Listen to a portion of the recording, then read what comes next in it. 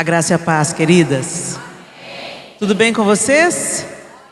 E aos homens presentes também, né? Eu falei, queridas, aos homens, Deus abençoe vocês. Vocês estão aí dando todo o suporte. E o meu querido marido que está me liderando.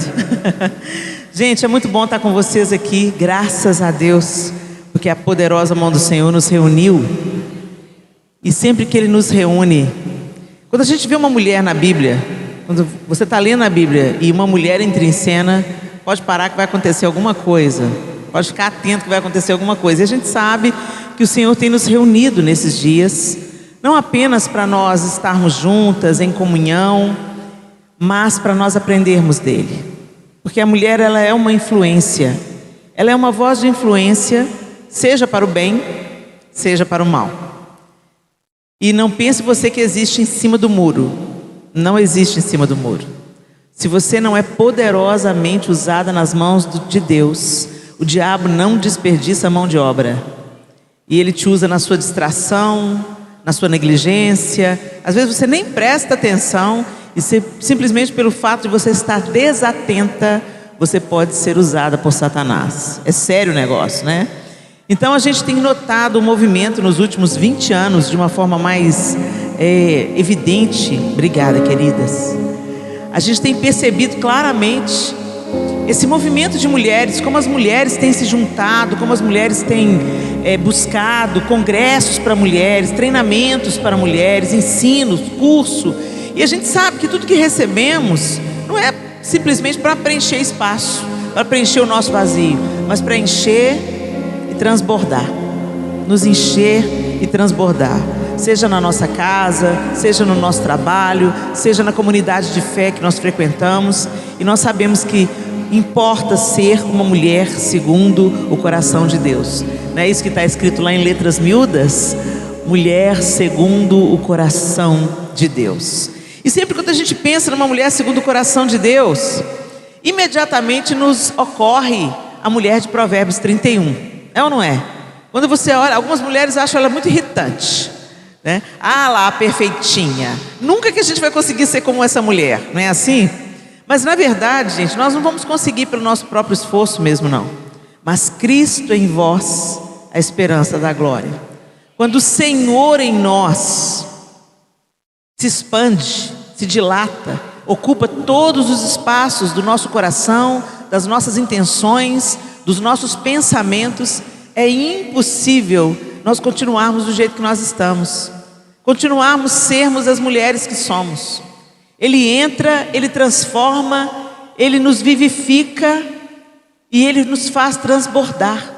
E a gente podia ter uma série de mulheres aqui que nos serviriam de modelo como mulheres segundo o coração de Deus. É fácil a gente pensar, por exemplo, em Débora, a juíza em Israel. Débora era uma mulher casada com Lapidote, mas Deus escolhe Débora para liderar o povo de Israel num tempo de opressão. E Deus levanta Débora como mãe da nação de Israel, e ela julgava as causas de Israel. Vale lembrar que naquele tempo Israel não tinha um rei, então os juízes governavam na terra. Então Débora foi levantada por Deus como juíza sobre Israel. A gente pode se lembrar também de uma contemporânea de Débora, Jael, que foi usada por Deus para destruir o comandante do exército inimigo de Israel. Císera era um homem sanguinário e queria destruir o exército de Israel, e ele tinha influência, ele tinha poder, ele tinha muitos carros de ferro e ele podia vencer, mas a primeira batalha ele perdeu e veio se abrigar na tenda de Jael. E Jael ousadamente, corajosamente atravessa uma estaca de madeira na fronte do inimigo. A gente pode se lembrar da rainha Esther, orando, jejuando, para que ela se tornasse um instrumento para a libertação do seu povo do extermínio. E eu podia estar aqui citando Maria, escolhida por Deus para carregar seu filho no ventre. Se por uma mulher entrou o pecado, se por Eva entrou o pecado, por uma mulher entrou o Salvador. E essa jovenzinha, que pelos estudiosos devia ter em torno de 16 anos de idade, uma adolescente, ela aceita o desafio de se tornar a mãe do Salvador. Ela não apenas gerou Jesus, ela amamentou Jesus, ela cuidou de Jesus junto com seus irmãos, porque Jesus foi o primogênito dos filhos, mas depois a Bíblia mesmo relata que Maria teve outros filhos. Deus não negou a ela a maternidade, porque a maternidade é sagrada, a maternidade não é pecaminosa, a maternidade é boa, é aprovada e digno de honra o casamento. Então, José não pôde tocar Maria enquanto ela estava grávida de Jesus, mas depois a Bíblia diz que ela conheceu e Jesus teve irmãos e irmãs. Olha que coisa linda, né? E ali Jesus cresceu 30 anos no anonimato. A Bíblia fala de Jesus no seu nascimento, depois mostra Jesus quando se perdeu dos pais na festa, ficou para trás em Jerusalém, enquanto eles voltavam para Nazaré. Quando deram falta de Jesus, que deu o menino, volta atrás de Jesus e encontra Jesus ensinando no templo. E depois Jesus só aparece para ser batizado e depois tentado. O que ele passou sendo esses 30 anos? Filho, irmão, aprendiz de carpinteiro, gente como a gente, vestido da nossa humanidade. E ele não pecou. Aí você pode falar, pois é, né, Helena? Mas ele era Deus e era homem e era Deus, então não era como nós. Não, gente, ele estava vestido da nossa carne. E a Bíblia diz que em tudo Jesus foi tentado, mas ele não cedeu à tentação, ele não pecou. Isso mostra para mim e para você que se Jesus venceu, e o mesmo Espírito que ressuscitou Jesus dentre os mortos habita a gente, então nós também temos capacidade de vencer. Ele mesmo nos disse: no mundo vocês terão aflições. E às vezes a gente pensa que aflições são só as dores, os acidentes, as doenças. Não, essas também são aflições. Mas o pecado, ele causa dano, ele também nos aflige, ele também traz dores, ele também torna os nossos dias difíceis.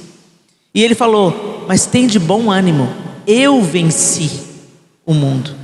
E ele venceu o mundo como homem. Então eu queria chamar a sua atenção não apenas para essas mulheres da Bíblia, que foram mulheres segundo o coração de Deus, as quais eu citei pouquíssimas aqui, porque se a gente começar a entrar nelas, gente, a gente vai falar de tantas mulheres maravilhosas que a Bíblia nos apresenta.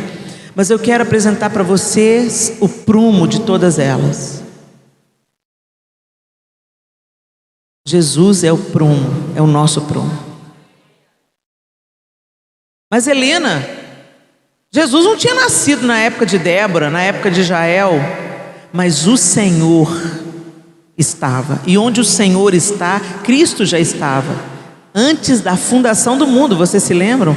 Pai, Filho e Espírito Santo já estavam juntos. Façamos o homem, façamos no plural, Pai, Filho e Espírito Santo já estavam juntos desde a fundação do mundo. Jesus é a encarnação do Verbo, é Deus feito homem, mas ele já estava. E é tão lindo quando a gente olha, por exemplo, para Abigail. Não sei se você se lembra a história de Abigail. Abigail era uma mulher casada com um homem tosco, um homem mau, um homem perverso, um homem irreconciliável. E aí ele teve uma pendenga com Davi, quando Davi ainda fugia de Saul, e ele não honrou Davi como ele devia ter honrado. Davi se enfureceu contra ele e falou: que o Senhor me castigue se até hoje eu deixar um homem vivo da família de Nabal, que era o marido de Abigail. Quando Abigail ficou sabendo que Davi estava vindo contra a sua casa para destruir, para matar todos os homens de sua casa, ela se antecipa, vai se encontrar com Davi, e ela se prostra diante de Davi e ela fala: minha seja culpa pelo erro do meu marido. E ali ela tem uma conversa com Davi e ela desvia o furor de Davi. E Davi fala com ela: olha, bendito seja Deus que mandou você até mim para que eu não destruísse a sua casa. Eu vejo em Abigail uma representação do próprio Cristo, porque a culpa era nossa, a tolice era nossa, A obstinação era nossa, o pecado era nosso, mas Jesus se colocou entre nós e Deus Pai e falou: minha seja a culpa, minha seja a culpa, e desviou de nós a ira de Deus. Então, quando eu olho para essas mulheres, a gente vê claramente Deus nelas, Deus movendo essas mulheres. Eu queria que você abrisse a sua Bíblia comigo em Efésios, no capítulo 4. E nessa carta aos Efésios, a igreja em Éfeso, o apóstolo Paulo dá conselho importantíssimo para a igreja do Senhor que se reunia em Éfeso, para aqueles que haviam sido alcançados pelo Evangelho de Jesus Cristo. E eu tenho certeza que o apóstolo Paulo não fazia ideia de que quando ele estava escrevendo as cartas aos Efésios, aos Romanos, aos Coríntios, que essas cartas iam estar moderando a nossa vida hoje, no século 21, aqui em Novo Horizonte. Olha que Deus abundante, que Deus maravilhoso, porque o Evangelho não muda, gente. O homem muda, o mundo muda, mas a palavra do Senhor é verdadeira e imutável, e ela nos conduz à vida.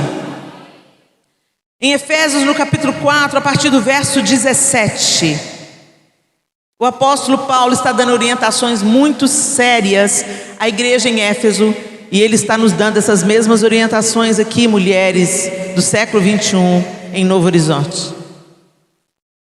A partir do verso 17, o texto diz assim: assim eu lhes digo com a autoridade do Senhor, não vivam mais como os gentios, levados por pensamentos vazios e inúteis. A mente deles está mergulhada na escuridão, andam sem rumo, alienados da vida que Deus dá, pois são ignorantes e endureceram o coração para Ele. Tornaram-se insensíveis, vivem em função dos prazeres sensuais e praticam avidamente toda espécie de impureza. Mas não foi isso que vocês aprenderam de Cristo. Uma vez que ouviram falar de Jesus e foram ensinados sobre a verdade que vem dele, livrem-se de sua antiga natureza e de seu velho modo de viver, corrompido pelos desejos impuros e pelo engano. Deixem que o Espírito renove seus pensamentos e atitudes. Revistam-se de sua nova natureza, criada para ser verdadeiramente justa e santa como Deus. Portanto, abandonem a mentira e digam a verdade a seu próximo, pois somos todos parte do mesmo corpo. E não pequem ao permitir que a ira os controle. Acalmem a ira antes que o sol se ponha, pois ela cria oportunidade para o diabo. Quem é ladrão, pare de roubar. Em vez disso, use as mãos para trabalhar com empenho e honestidade, e assim ajudar generosamente os necessitados. Evitem o linguajar sujo e insultante. Que todas as suas palavras sejam boas e úteis, a fim de dar ânimo àqueles que as ouvirem. Não entristeçam o Espírito Santo de Deus, o selo que Ele colocou sobre vocês, para o dia em que nos resgatará para a sua propriedade. Livrem-se de toda amargura, raiva, ira, das palavras ásperas e da calúnia, e de todo tipo de maldade. Em vez disso, sejam bondosos e tenham compaixão uns dos outros, perdoando-se como Deus os perdoou em Cristo. Uau! Olha essa orientação, gente. Se nós queremos ser mulheres segundo o coração de Deus, temos que ser imitadoras de Cristo, seguirmos os ensinamentos de Cristo, vivermos a vida perseguindo as pegadas de Cristo, negando os nossos próprios desejos, negando a nós mesmas e seguindo o ensinamento de Cristo. Será que é isso que a gente está vivendo, gente? Frequentar uma comunidade de fé não te faz cristã. Você pode até se autodenominar cristã. Ah, eu sou cristã, eu sou evangélica. Gente, qualquer um pode se dar títulos, mas a sua vida diz isso. Ser cristão é ser imitador de Cristo, é ser semelhante a Cristo. Será que quando o pessoal que mora com a gente debaixo do mesmo teto olha para a gente, eles veem Jesus na gente? É o importante a gente pensar sobre isso, porque a gente ser crente na igreja, ser crente no trabalho, ser crente onde a gente põe a nossa máscara social, é fácil.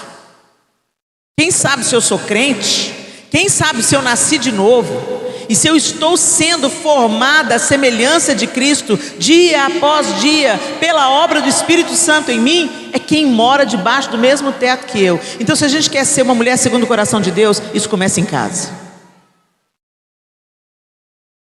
Porque se não é em casa, gente, é só verniz. E verniz é fácil da gente passar. Eu me lembro que eu já frequentava a igreja há muitos anos.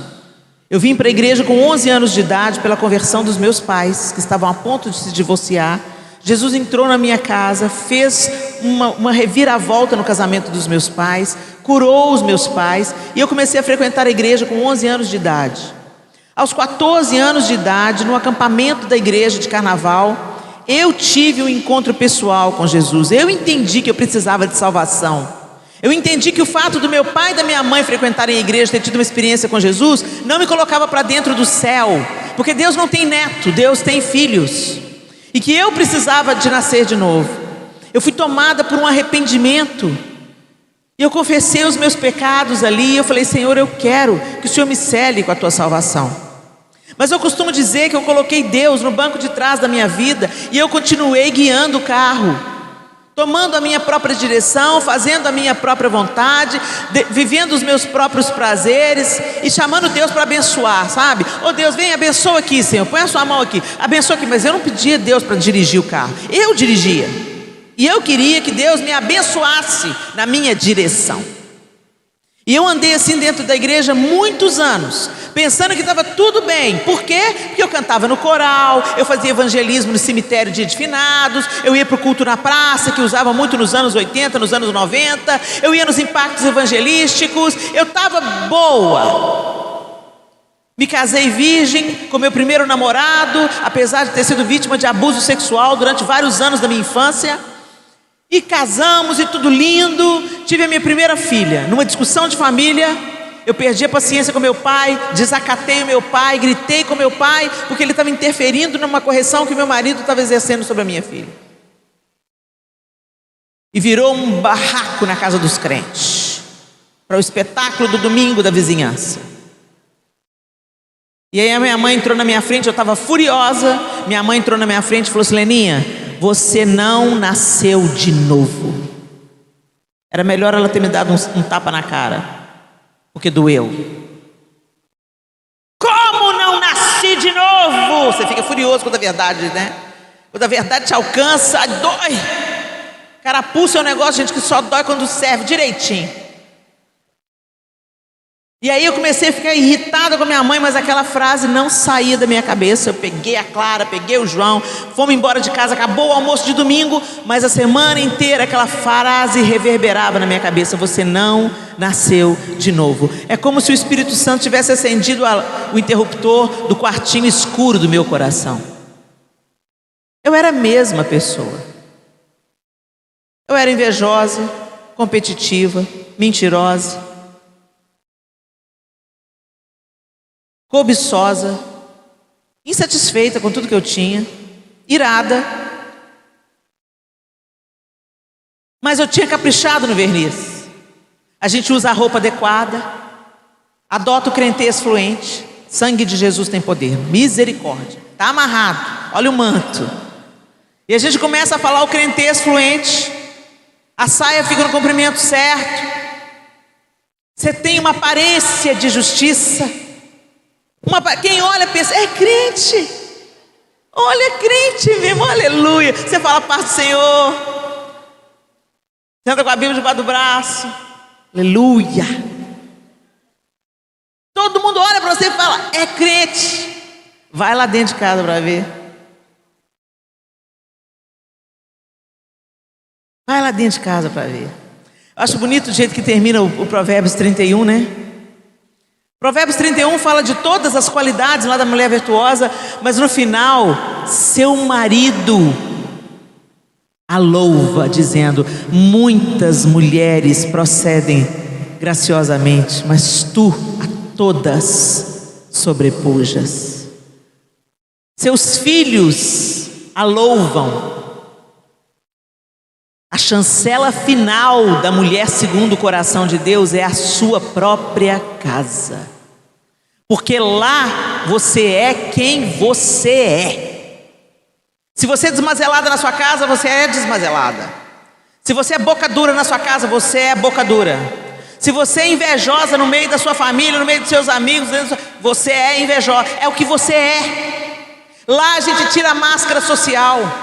Lá os nossos queridos veem como nós reagimos na hora que a gente está irado, como é que a gente procede, o que a gente fala na hora que a gente está doente, como a gente reage na hora que a gente é injustiçado. E gente, não é bonito o que a gente vê dentro de casa, não. E embora seja extremamente desconfortável, é maravilhoso, porque nos dá um raio-x que a gente não quer ver, mas que é necessário para a nossa mudança. É necessário para a gente começar a deixar Deus, sabe, chamar Deus para a vida no lar. Deus, entra na minha casa. Deus, transforma aqui o que o Senhor tem que transformar. Eu quero ser uma esposa segundo o seu coração. Eu quero ser uma irmã segundo o seu coração. Eu quero ser uma filha, Senhor, segundo o seu coração. Eu quero ser uma mãe segundo o seu coração. Então a gente vai ser perfeito. Gente, a Bíblia diz que nós seremos perfeitas quando nós o virmos face a face. Então finalmente seremos como Ele é. Mas até lá a gente está num crescimento. É dia após dia. É de fé em fé, de glória em glória, até ser dia perfeito. A Bíblia diz que a vereda do justo é como luz da aurora. Você sabe como é que é a luz da aurora? Ela começa lá, você começa a ver que está entrando uma penumbra na sua janela. Ainda não é plena manhã, o sol ainda nem nasceu, mas a luz já mudou. A luz da aurora vem lá atrás da montanha. Daqui a pouco nasce o sol, aí clareia um pouco mais. Aí daqui a pouco o sol sobe mais, e aí não tem mais aquele tom âmbar, já tem um tom amarelo claro assim. E daqui a pouco o sol das 10 tá, e ao meio-dia está a pino. Assim é a vereda do justo. Hoje eu não sou ainda a mulher que eu quero ser, mas graças a Deus eu não sou mais aquela que eu era, porque Jesus vai nos aperfeiçoando. Mas você tem que deixar Ele fazer essa obra, minha linda.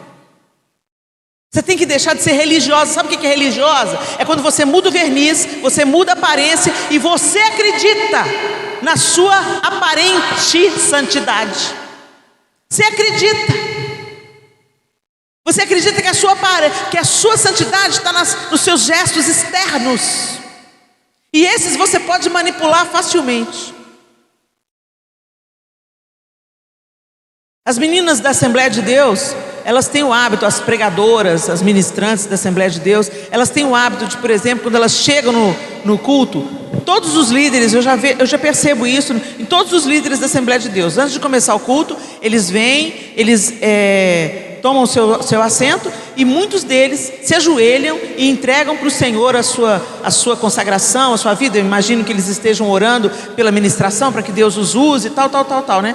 Eu falei assim: gente, isso é uma coisa boa para se fazer, né? Pensei comigo, vou fazer também. E aí o Espírito Santo veio com a sonda dele. Para quê? Para parecer aos outros que você é justa? Você quer impressionar os outros, Helena, como você ficou impressionada com eles? Você quer parecer mais santa? Ajoelha na minha presença, onde ninguém te vê. Ajoelha lá no quarto do hotel. Peça a sua bênção. Quando o Senhor manda orar, Ele fala: entra no teu quarto, fecha a tua porta. Os fariseus é que gostavam de orar em público. Eles gostavam das roupas que eles usavam. Eles se achavam superiores aos outros por causa das franjas. E como a gente está ficando parecido com os fariseus nesse nosso tempo. Quantas coisas. Eu tenho coisas que o Senhor vai tratar comigo de um jeito, tem coisas que Ele vai tratar com você de outro jeito. Mas naquele dia, Ele me deu uma correção que valeu para um tanto de outras coisas. Você quer orar e buscar a minha bênção? Você não precisa de fazer isso na frente dos outros para ser vista pelos homens e eles te acharem mais aprovada, mais santa, mais consagrada. Como a gente gosta de parecer consagrada. Mas sabe, gente, quando a gente parece o que a gente não é, o que Jesus chama disso? Hipocrisia. E a única vez que eu vi Jesus sendo ríspido é com gente hipócrita. Ele sentava com a galera do mal. Ele absolveu a mulher que estava adulterando com o outro, pega em flagrante adultério na cama. Ele absolveu sem pensar duas vezes. Vai, eu não te condeno, vai, não peques mais. Ele deu uma outra oportunidade para ela. Pedro negou ele veio contra a Pedro. Judas estava vindo trair ele sabia que estava sendo traído e falou: aqui vens amigo. Ele não estava chamando Judas de amigo para ficar legal na fita, nem porque ele queria impressionar Judas, mas porque ele estava deixando bem claro: o que você está fazendo comigo não muda o amor que eu tenho por você, não muda quem eu sou em relação a você. Isso é santidade. E Ele é o padrão, Ele é o modelo. Mas a gente gosta de parecer santo aos olhos dos outros, menos aos olhos de Deus. A gente gosta de impressionar os outros com a nossa roupa, com o nosso palavreado, com a nossa atitude. Eu me lembro uma época na minha adolescência, Deus me trouxe isso à memória quando Ele me falou desse negócio de ajoelhar em público. Tinha um pastor na nossa igreja, a primeira igreja. Eu sou membro da Igreja Batista da Lagoinha há 34 anos. Mas antes de frequentar a Lagoinha, meus pais se entregaram a Cristo numa outra igreja lá de Belo Horizonte, Desafio Jovem Peniel. E na época era o pastor Reuel Pereira Feitosa e o pai dele, o pastor Renê. O pastor Reuel era o sênior, mas o pastor Renê vira e mexe, pregava também na igreja. Só que o pastor Renê, ele vinha de uma formação militar rígida, e ele sempre deixava muito claro que gostava, que achava bonito quando as irmãs se trajavam como irmãs. Elas usavam saia. Então o pastor Reuel viajava, o pastor Renê assumia. Toda a mulherada vinha de saia. Para agradar a Deus? Não, para agradar o pastor Renê. E a gente se sentia mais espiritual do que aquelas atribuladas que não vinha de saia. Olha a soberba do coração aí. O que vale mais? A calça comprida da saia ou a soberba do coração? A gente é visual e a gente acha que pecado é só aquilo que a gente vê.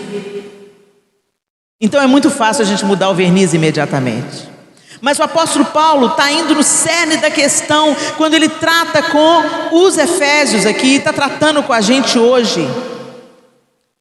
Não vivam mais como os gentios, levados por pensamentos vazios e inúteis. Quantos pensamentos vazios tomam a nossa mente? Inúteis. A gente fala que não tem tempo de ler a Bíblia. Tempo a gente tem, só não é prioridade. Porque para aquilo que é prioridade, a gente arruma tempo. Aquilo que realmente é importante, a gente arruma. E se a gente vive um relacionamento com Deus em Jesus Cristo, sem diálogo? Porque a oração é a parte que eu falo com Deus, e a parte que Deus fala comigo. É pela leitura da palavra, não é pelo profeta. Deus pode usar o profeta? Pode. Mas a profecia, tudo que Ele tem a nos dizer, está na Bíblia. Mas eu fico boba todas as vezes que eu faço uma pesquisa nas igrejas e pergunto: quantos aqui já leram a Bíblia toda? E 10% da plateia, e olhe lá, levanta a mão. E eu me lembro, esse povo perece porque falta conhecimento. Quando a gente lê a Bíblia, gente, não tem como a gente ficar indiferente ao trabalho do Espírito Santo no nosso coração. É lendo a Bíblia que nós conhecemos mais profundamente a Deus. É lendo a Bíblia que a gente percebe o seu caráter, a sua bondade, a sua misericórdia e a sua justiça. É lendo a Bíblia que nós somos confrontadas no nosso egoísmo, na nossa mesquinharia, na nossa cobiça, na nossa inveja. É lendo a Bíblia que o Espírito Santo faz a própria voz de Deus se tornar audível para nós. Mas a gente maratona Netflix, mas não lê a Bíblia. E fala, é que a sarça pegou fogo e não me consumiu. Atraídos pela tua presença? Really? Sério? Sério mesmo, gente? A gente canta que a coisa mais importante da nossa vida é a presença de Deus, enquanto a gente não abre a Bíblia. Deus abomina hipocrisia. Fala uma coisa, mas faz outra. Um discurso destoante da prática. É isso que tem sido escândalo no meio dos gentios. No meio daqueles que não creem. Tem gente que tem terror de igreja, porque dentro ele vem entrando um tanto de santinho, um tanto de gente bem vestido, um tanto de gente falando a paz do Senhor, a paz do Senhor. Mas quando vê lá, igual viram a minha casa lá no domingo, o barraco fervendo, que paz do Senhor que tinha ali, eu gritando com meu pai igual uma louca. Tinha paz nenhuma. Quando eu grito com os meus filhos, quando eu distrato meu marido, onde que está a paz do Senhor? Se nós desejamos, queridas, nos tornarmos mulheres segundo o coração de Deus, a gente tem que deixar Ele entrar na nossa vida de fato, e Ele ocupar todos os espaços, começando na nossa casa, começando o nosso dia diante dEle, começando dependendo dEle. Senhor, põe a mão em mim aqui, senão eu mato um desses meus meninos, Senhor. Sabe, gente, não adianta, você sabe essa oraçãozinha rebuscada? A gente não engana Deus não, gente. A gente engana os outros. Às vezes a gente pega o hábito da religião e traz para a relação da gente com Deus. Não vai fazer isso não, porque Ele sabe o seu coração peludo do jeito que é. Aí você chega lá assim, amantíssimo Deus, eterno Pai, em cuja presença, Senhor, fala a verdade, rasga o seu coração, rasga. O Senhor fala, eu não quero que vocês rasguem as vestes, mas rasguem o coração. Fala, seja sincero. Senhor, olha, eu estou aqui, Senhor, está difícil ser crente, viu, Jesus? Porque eu estou insatisfeita com isso. Eu preciso que o Teu Espírito Santo me sare. Que o Espírito Santo me toque. Que o Teu Espírito Santo me converta de fato. Me leve de fato para viver a Tua vontade, os Teus caminhos, os Teus preceitos. Eu não quero, Senhor, ser um espectro, um fantasma, uma mentira, uma pintura, um verniz. Eu não quero parecer o que eu não sou. Gente, é muito dura aquela passagem da Bíblia que Deus manda Samuel ir ungir um novo rei sobre Israel, porque Saul havia sido reprovado por Deus. Então ele fala, vai até Belém, vai na casa de Jessé, porque eu vou ungir um novo rei sobre Israel. E Samuel vai, Samuel profeta de Deus. E quando Samuel entra na casa de Jessé, manda chamar os seus filhos. E aí vem o primogênito, Eliabe. Quando Eliabe entra na sala, o profeta de Deus põe os olhos em Eliabe e fala, eis aí o ungido do Senhor. Ele olhou para a aparência de Eliabe, e certamente ele deve ter feito um comparativo. Ele olhou para Eliabe e falou assim, esse aí banca Saul, hein? Altão, fortão, preparado para a guerra, esse tem porte de rei. Se impressionou com a aparência. E aí Deus falou com Samuel, não atente para a aparência, porque eu olho o coração, e eu tenho rejeitado o coração de Eliabe.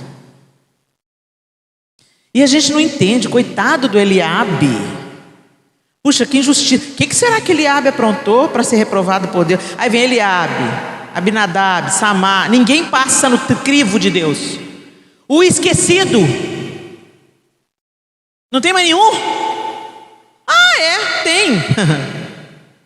O menino que cuida das ovelhas, manda buscar. E aí Deus fala para Samuel, foi esse aí que eu escolhi. Esse pequeno aí, ruivo, de gentil aspecto, que não faz mal para uma mosca, aparentemente. É esse aí que eu vou usar, é esse que eu vou levantar. É esse que vai ser o antecessor do Messias. É esse aí, que ninguém dá nada por ele. Você já conheceu uma pessoa que você não dá nada por ela? Aí a gente vai logo beijar o pé de quem é famoso, né? No reino de Deus não é assim não, gente. No reino de Deus a gente vai ter cada surpresa.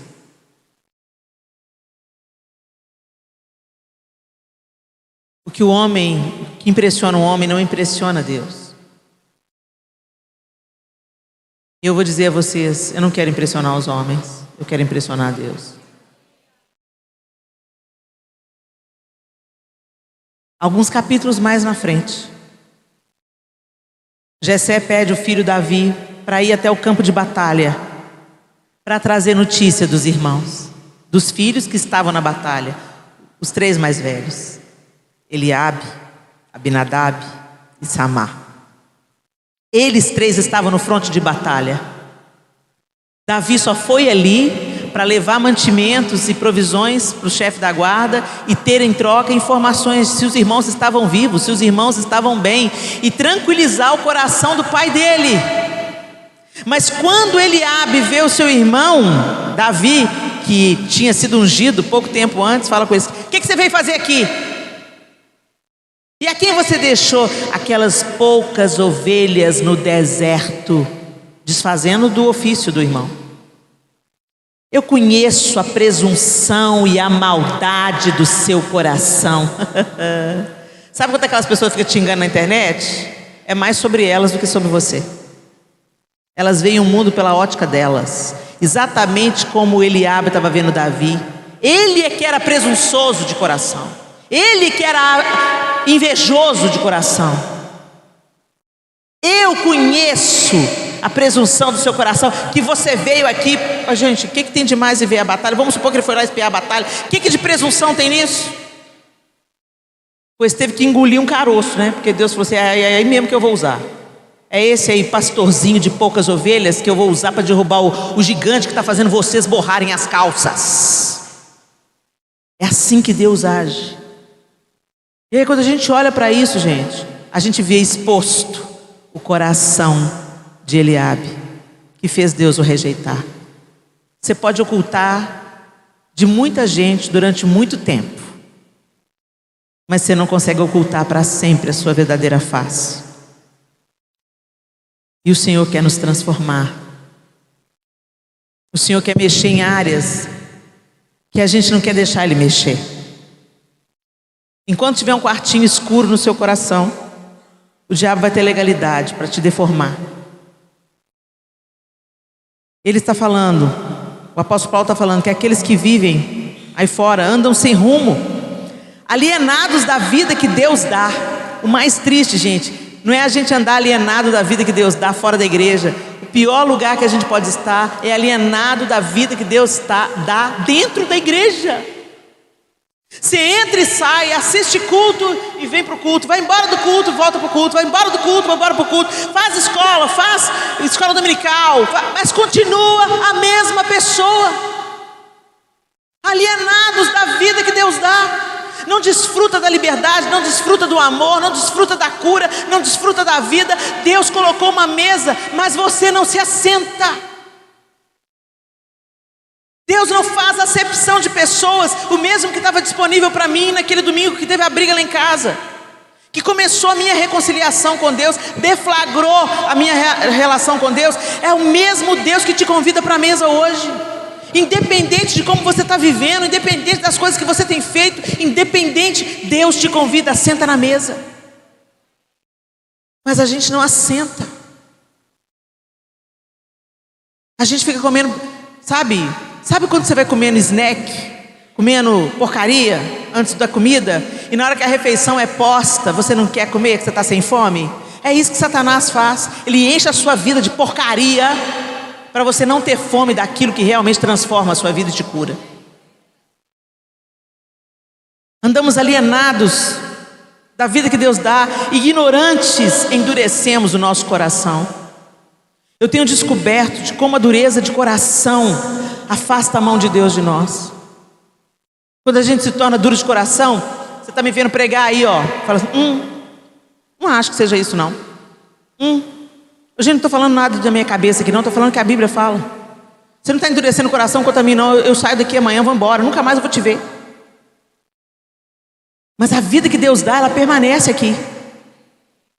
E às vezes a reação que você tem mental é simplesmente a reação de um coração endurecido. E o que Ele não rejeita é um coração quebrantado e contrito. Então talvez você comece a identificar sinais de um coração endurecido. Eu lembro que quando as pessoas vinham me corrigir, a Bíblia mesmo diz que ninguém gosta de ser corrigido, gente. A correção na hora, ela produz tristeza. É o que a Bíblia diz.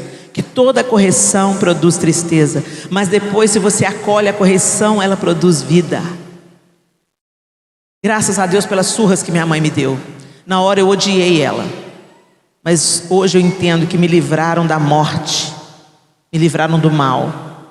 E Deus corrige o filho a quem Ele ama e açoita a todo aquele a quem Ele quer bem. Não sou eu que estou falando, é a Bíblia.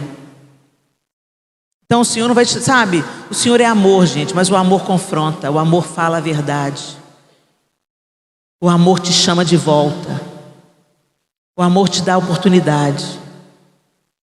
Não andem com o coração endurecido, porque isso é uma característica daqueles que não querem ser amados e corrigidos por Deus. Tornaram-se insensíveis, vivem em função dos prazeres sensuais e praticam avidamente toda espécie de impurezas. O que nós temos colocado diante dos nossos olhos? Muitas mulheres sabem que tirar a roupa é poder. Elas só não sabem, muitas delas, movidas pela carência, pelo vazio interior, pela insatisfação. Uma mulher sabe quando um homem põe um olho nela com desejo. E ela gosta. Só que o que as mulheres não sabem é que a parte do cérebro masculino que é ativada pela sensualidade é a mesma parte do cérebro que os homens consomem, constroem, trabalham com ferramentas. O homem não ama porque ele olha com desejo. O homem quer consumir. É diferente de amar. Por isso que tem aquela música popular brasileira que diz, né? Aqui nesse mundinho fechado, ela é incrível, com seu vestidinho preto, indefectível. Eu detesto o jeito dela, mas pensando bem, ela fecha com os meus sonhos como ninguém. Quero te provar, sem medo e sem amor. Quero te provar, cozida a vapor. Quero te provar. E a mulherada tudo dançando, enquanto a gente é objetificada. Poder para quem? Poder para levar a torcida do Flamengo para a cama, e aí? Poder para ganhar sustento de um cara? Pelo que eu saiba, isso é prostituição. O Senhor nos convida à santidade. E aí entendemos que o nosso corpo é templo do Espírito Santo, onde habita Deus. Senhor, nos ajude. E às vezes a gente pensa que a sensualidade é só pelo decotão, muita pele exposta. Não, a sensualidade às vezes vem numa jogada de cabelo, num olhar para o marido da outra. Adultério nunca começa na cama. Ele começa numa conversa fiada. Uma vez que ouviram, ele fala no verso 20, mas não foi isso que vocês aprenderam de Cristo. Não foi isso que vocês aprenderam de Cristo. Não é cristãs, não é cristãos. Uma vez que ouviram falar de Jesus e foram ensinados sobre a verdade que vem dele, livrem-se de sua antiga natureza e de seu velho modo de viver, corrompido pelos desejos impuros e pelo engano. Deixem que o Espírito renove seus pensamentos e atitudes e revistam de sua nova natureza. Você tem uma nova natureza. Você não é mais escrava da sua vontade, mas escrava dos seus desejos, dos seus prazeres, da procrastinação, do erro, do engano. Você é nova criatura. E o Espírito Santo com o qual você foi selada para o dia da redenção, ele te capacita a viver uma vida diferente. Então para de dar desculpa. Não consigo não, Helena. Isso é um jeito muito elevado de viver. Não, isso aí é para os santarrões. Seja crente você por mim, Helena. Você me inspira tanto lá no YouTube. Seja crente você. Seja crente, pastora Débora. Seja crente você, porque você me inspira tanto. Você é uma mulher de Deus. Seja crente você. E quando a pastora Débora subir, você vai ficar só olhando. É um chamado a cada uma de nós. Sermos mulheres segundo o coração de Deus, para sermos luz e sal nessa terra tão carente de mães, de irmãs, de filhas, de esposas, cheias do Espírito de Deus. O Espírito de Deus habita em você, só que você colocou um tanto de entulho em cima dele. Sua carnalidade, sua vontade, sua arrogância, sua presunção, suas dores, suas culpas, seus medos, tudo isso é entulho. Você tem medo, intimidada? O que me fizeram lá na minha infância, vida, dor, céus, azar. Me abusaram na infância, dos 2 anos aos 11 anos de idade. Isso não muda. Mas muda quem eu sou depois que Jesus entrou. Eu não vivo mais cativa do meu passado, do que me fizeram, porque eu sou nova criatura em Cristo. E às vezes você fica aí, olhando seus medos, suas culpas, seus danos, o que te fizeram, o que me fizeram, e o que Jesus fez, não foi maior? Ele quer nos levantar, mulheres. Então para de coitadismo, para de vitimismo, para de falar não tem jeito, não tem jeito sim. Se teve jeito para mim, gente, tem jeito para qualquer pessoa. E ele continua falando: revistam-se de sua nova natureza, criada para ser verdadeiramente justa e santa, como Deus. Olha para a mulher que está do seu lado e fala: você foi criada para ser justa e santa, como Deus. Portanto, abandonem a mentira. Não, agora é eu que estou falando com vocês. Quer dizer, o apóstolo Paulo que está falando com a gente. Abandonem a mentira e digam a verdade a seu próximo. Para de mentir, gente. Eu não minto. Acabou de mentir aí,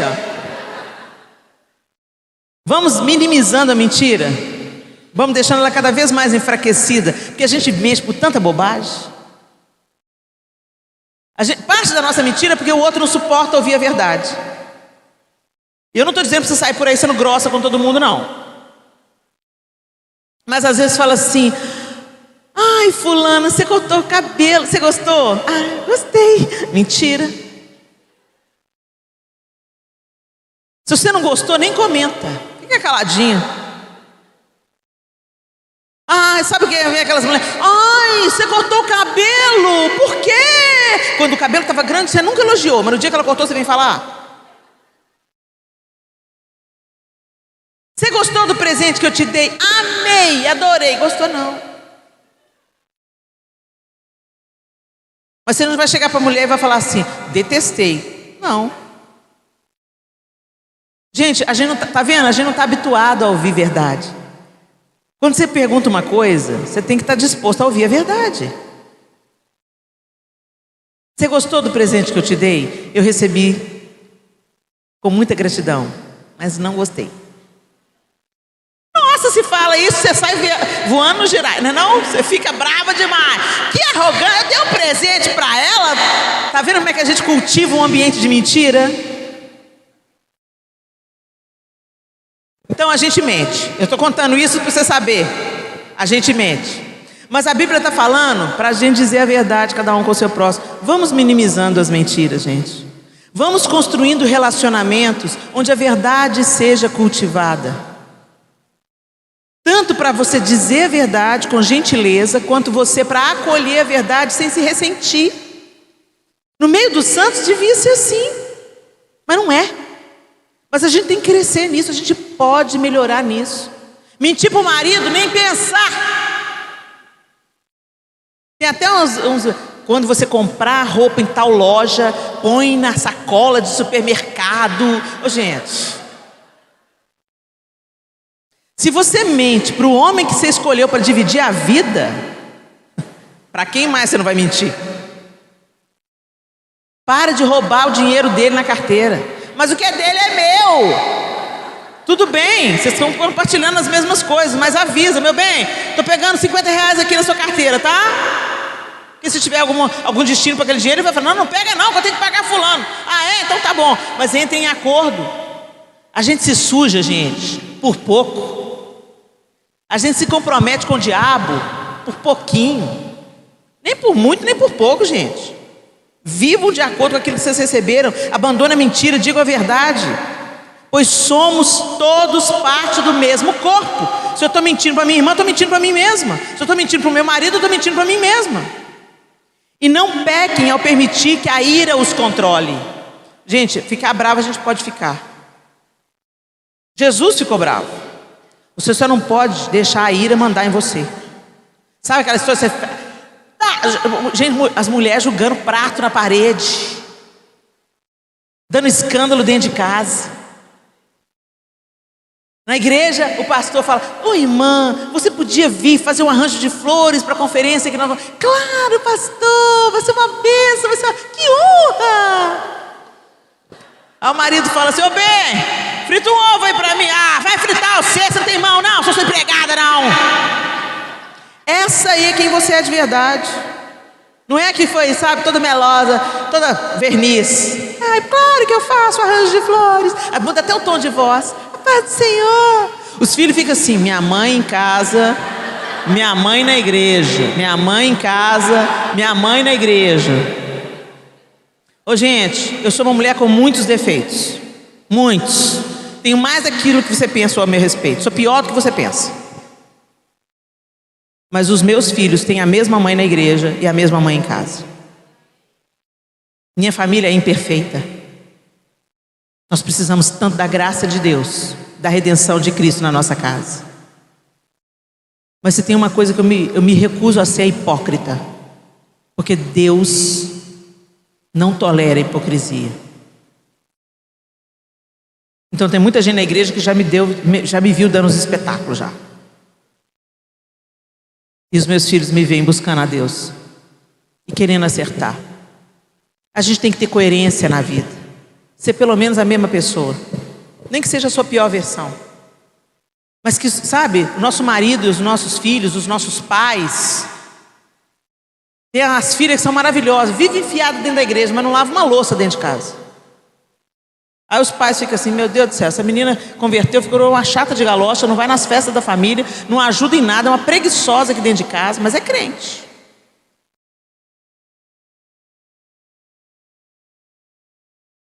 Que o Senhor nos ajude. Ele fala também: acalmem a ira antes que o sol se ponha. Ou seja, você fica bravo? Pode ficar bravo, mas não deixa durar o negócio não. Não alimenta o ressentimento não.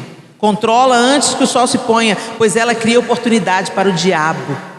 Começa com uma raiva, vira ressentimento. Apodrece o seu coração, apodrece os seus relacionamentos. Em vez disso, quem é ladrão, pare de roubar. Olha aí, mulher do assalto da carteira do marido.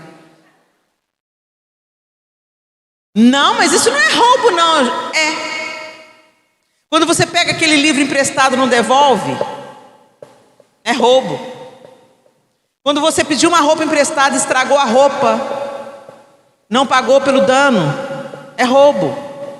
Você se apropriou de algo de outra pessoa, tomou para si, usou indevidamente, não devolveu, ou se devolveu, devolveu estragado. Quando você não é fiel nos seus dízimos, é roubo.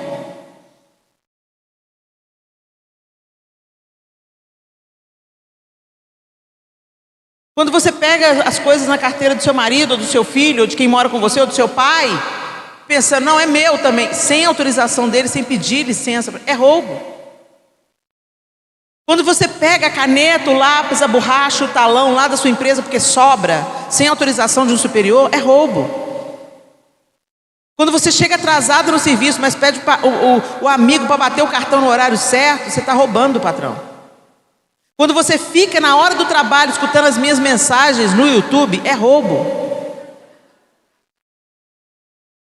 Porque o tempo que você está ganhando salário para trabalhar, você está fazendo outra coisa, é roubo. Não, Helena, mas o meu patrão é isso, aquilo. Não interessa quem seu patrão é, não interessa quem Judas era. Quem Judas era não mudou quem Jesus era. Independente da pessoa que está com você, que ele não mude quem você é em Cristo. Seja seu patrão, seja seu professor, seja seu marido, seja seu pai. Em vez disso, use as mãos para trabalhar com empenho e honestidade. Se a gente era bom funcionário, boa dona de casa, quando a gente não cria no Senhor, agora que cremos no Senhor, que a excelência nos persiga. Que tudo que a gente faz, sabe, gente, o crente deveria ser aquele que quando ele sai, os patrão ficam chorando. Fica falando, puxa vida, fulano foi embora. Ele era um funcionário exemplar, pontual, conversava pouco, cumpria o seu... Ele fazia sempre mais do que eu pedia para ele. Mas é o contrário. Tem lugares que a gente vai fazer, é crente? Não, não emprega o crente não. Que tristeza. Ser evangélico? Não, não emprega o evangélico não. Evangélico não dá trabalho demais. Evangélico não gosta de trabalhar, evangélico é preguiçoso. Misericórdia. Ajuda no Senhor. Porque a gente deve desempenhar o nosso trabalho com excelência, com honestidade, para poder ajudar generosamente os necessitados. Olha isso, o nosso ganho não é só para nós também não. O que a gente ganha é para transbordar na vida de outros. O nosso ganho é para a gente se envolver com a obra social. O nosso ganho é para a gente suprir as nossas necessidades e transbordar na vida de outros que têm necessidades também. É não sermos egoístas na maneira de que nós distribuímos os bens que recebemos da parte de Deus. Sabe o seu carro? Ele não é só para você, sua casa não é só para você. Pode servir ao reino de Deus o seu carro, pode servir ao reino de Deus a sua casa, a sua roupa. Mas você falou aí agora, Helena, que o povo não me... Então dá a roupa. Em vez de emprestar, dá de presente. Vamos exercitar a generosidade. São características de Cristo e características de mulheres segundo o coração de Deus. Evitem o linguajar sujo e insultante. Quanta mulher com a boca suja, meu Deus. Olha, gente, sem machismo, quando eu vejo o palavrão na boca de um homem, é horrível. É horrível. Mas na boca de uma mulher é degradante. É degradante. Porque a mulher, ela deveria ser a portadora da gentileza, da amabilidade, da doçura. Até quando ela fala de uma maneira mais forte, quando ela lidera, ela pode ser extremamente empática, generosa, gentil. Isso é poder. Docilidade é poder. Às vezes você chega num ambiente azedo, a menina está comendo marimbondo lá no caixa do supermercado, aí você vê o nome dela, Maria Aparecida. Bom dia, Maria Aparecida, obrigada por estar me ajudando aqui com essas compras, viu? Que Deus abençoe o seu dia. Você muda o dia dela. Às vezes você trata bem uma pessoa que todo mundo vem ali, sabe? Insultar, xingar, reclamar. Você vem e planta uma palavra de bênção. Seja intencional. Vai para o supermercado, leva um versículo. Deixa com a caixa. Qual é que é o seu nome? Joana. Oi, Joana. Eu sou Helena. Obrigado por você me atendeu aqui. Queria deixar uma palavra do Senhor. Tem esse versículo para você aí. Deixa Deus falar com você. Deus abençoe o seu dia. Você pode mudar a atmosfera. Você pode dissuadir uma pessoa de suicídio. É para isso que nós fomos chamadas, gente. É para isso que Deus criou a mulher, para ela ser solução de problemas, para ela ser ajudadora idônea, para ela ser socorro. A mesma palavra que define Deus em Gênesis, define Deus no Salmo, que diz auxílio bem presente na hora da angústia. É a mesma palavra no original que define Deus e define a mulher. Que você seja auxílio bem presente na hora da angústia. Evitem o linguajar sujo e insultante, que todas as suas palavras sejam boas e úteis, a fim de dar ânimo àqueles que a ouvirem. Você gera vida com suas palavras e morte também. Palavras, gente, têm um poder que a gente desconhece. Se a gente conhecesse, a gente pensaria melhor antes de falar. Será que você pode se lembrar de uma palavra que te matou?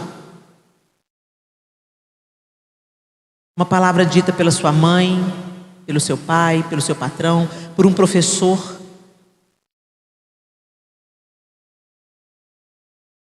Normalmente pessoas que você respeita, honra, convive, um líder, uma irmã de sangue, uma amiga, liberou uma palavra de morte que te entristeceu, que virou uma doença, que virou amargura, que te paralisou, que te intimidou, que não te deixou seguir adiante. Se você se lembrou, você sabe que eu estou dizendo a verdade. Palavra tem o poder de te destruir ou de te levantar. Então cuidado, mamãe, com as coisas que você fala para os seus filhos. Cuidado, filhas, com as coisas que você diz para o seu pai na hora da raiva, para sua mãe na hora da raiva. Cuidado, esposas, com as coisas que você solta em cima do seu marido quando você está irada. Uma mulher segundo o coração tem uma palavra de graça, de vida. Ela profetiza vida, esperança. Quando as pessoas precisam de encorajamento, essa mulher vira um referencial. Fala uma palavra sobre mim, fulana. Ora sobre mim, fulana. Nós podemos plantar vida com as nossas palavras. Eu me lembro quando meu filho Arthur estava entrando na adolescência. Meu Deus, o Arthur me deu trabalho demais. Inventivo, criativo, chorão, competitivo.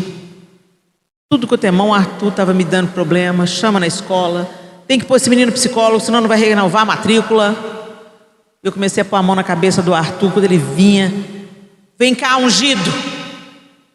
Ungido do Senhor. Arthur, você é profeta às nações. Você vai dar trabalho, vai dar muito trabalho para o inferno, meu filho.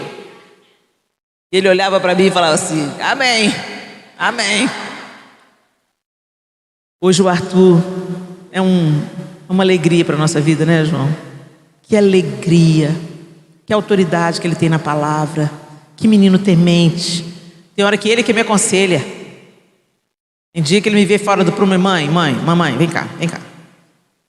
E eu fico olhando para ele, que hoje é muito maior do que eu, e fico pensando: meu Deus, olha as palavras aí, florescendo.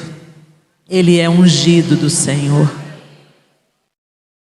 Profetiza, afirma, levanta, encoraja sua amiga, seu marido, seus irmãos de sangue, seus irmãos na igreja. Todos os comentários mais cruéis que eu recebo na internet, eu tenho cuidado de ler. São de mulheres. Como as minhas irmãs valorizam mais a minha aparência do que a palavra que eu estou pregando. Nossa, mas está inchada. Nossa, mas engordou, hein? Eu não sou miss, não sou modelo, sou pastora. O importante que eu carrego não é a minha aparência, o importante que eu carrego é a palavra de Deus.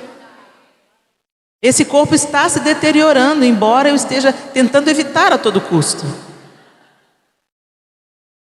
Mas é incrível, por que ela vem falar isso? Eu estou falando uma palavra, eu estou fazendo uma oração, e ela está olhando a roupa que eu estou vestindo, ou o cabelo, ou... Gente, que vazio! É o que o apóstolo Paulo falou no início desse capítulo aqui, ó. Levados por pensamentos vazios e inúteis. Isso não condiz com uma mulher segundo o coração de Deus. Foca no que é mais importante. Não entristeçam o Espírito Santo. o selo que Ele colocou sobre vocês para o dia em que nos resgatará para a sua propriedade. Gente, as coisas que você escuta, as conversas que você tem, a roupa que você veste, tudo isso pode entristecer o Espírito Santo. Você está numa roda de fofoca, seja você a interromper a fofoca.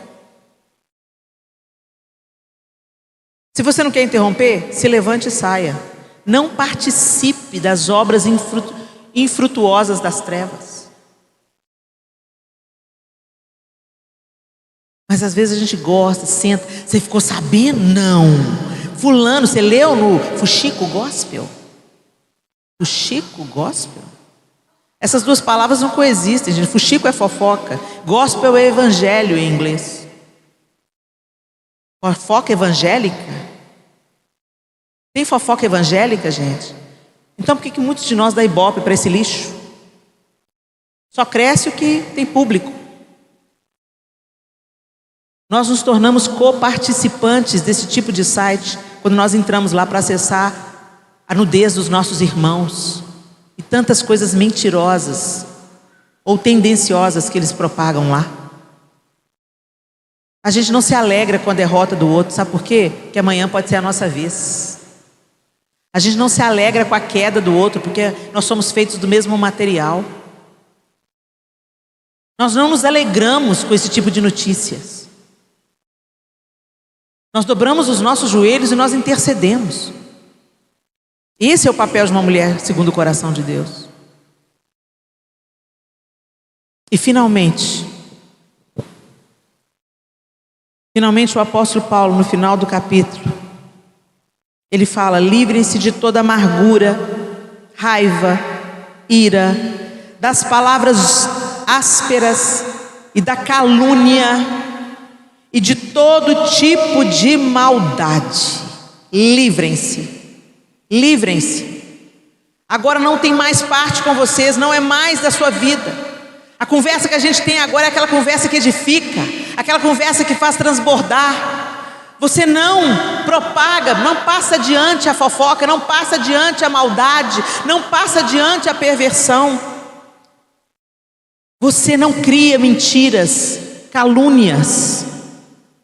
Em vez disso, sejam bondosos e tenham compaixão uns dos outros, perdoando-se como Deus os perdoou em Cristo. Uma mulher segundo o coração de Deus tem um coração perdoador. Gente, nem sempre é fácil perdoar. Principalmente quando nós fomos feridas intimamente, traídas, enganadas, negligenciadas, abusadas. Dói fundo.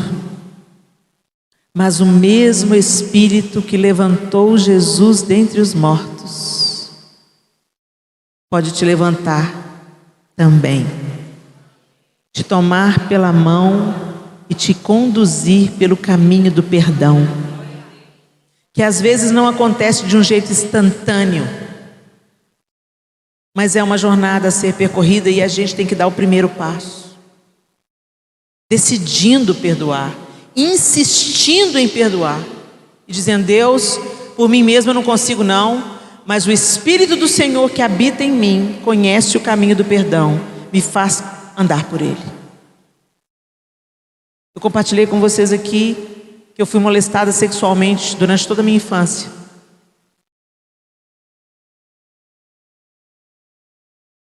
E um dia o Senhor requereu isso de mim. E a gente pensa que a indiferença é perdão. Você esquece que aquela pessoa, você mata aquela pessoa na sua psique, você pensa: não existe mais, eu não quero mais pensar disso, não quero mais lembrar disso, passou, acabou. Você pensa que essa indiferença é perdão, não é. E Deus trouxe à tona. Eu falei: Deus, como é que eu vou perdoar isso? Eu sou a vítima. Roubou minha inocência, me despertou de um jeito que não podia ter despertado. Comprometeu o início do meu casamento, que eu não conseguia me entregar para o meu marido por causa das memórias que eu tinha. Ah, não vai dar não, Senhor.